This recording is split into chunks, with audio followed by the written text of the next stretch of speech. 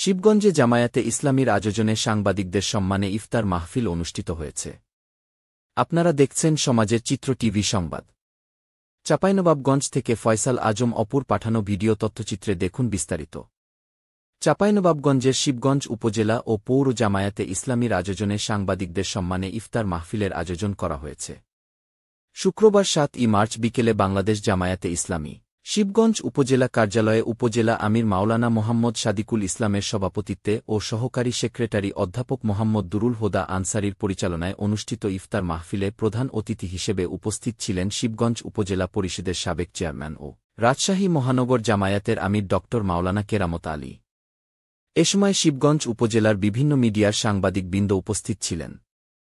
ইফতার পূর্ব আলোচনায় প্রধান অতিথির বক্তব্যে ড মাওলানা কেরামত আলী বলেন, একটি দেশ ও সমাজের সার্বিক উন্নয়নে সাংবাদিকদের ভূমিকা অনস্বীকার্য।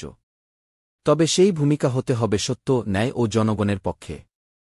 বিগত সময়ে বিভিন্ন কারণে বিভিন্ন মিডিয়ার সাংবাদিকদের অপসাংবাদিকতা দেশের জনগণের কল্যাণের বিপক্ষে কাজ করেছে বলেও উল্লেখ করেন তিনি।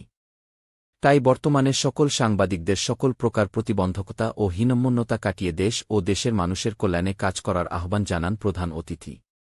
এ সময় অনুষ্ঠানে আরও উপস্থিত ছিলেন শিবগঞ্জ উপজেলা জামায়াতের সেক্রেটারি মোহাম্মদ বাবুল ইসলাম, নায়েবে আমির ও দুর্লভপুর ইউনিয়ন পরিষদের চেয়ারম্যান গোলাম আজম, নায়েবে আমির অধ্যাপক আব্দুল মান্নান, শিশু ও নবজাতক রোগ বিশেষজ্ঞ ও ২৫০ শয্যা বিশিষ্ট চাঁপাইনবাবগঞ্জ জেলা হাসপাতালের medical officer doctor Mahfuz Raihan, Chapainawabganj জেলা জামায়াতের মিডিয়া বিষয়ক সম্পাদক অ্যাডভোকেট নূরে আলম সিদ্দিকী আসাদ, শিবগঞ্জ পৌর জামায়াতের আমির মোহাম্মদ আবু বকর সিদ্দিক, সেক্রেটারি আব্দুর রউফ ও বিভিন্ন পর্যায়ের দায়িত্বশীল বৃন্দ।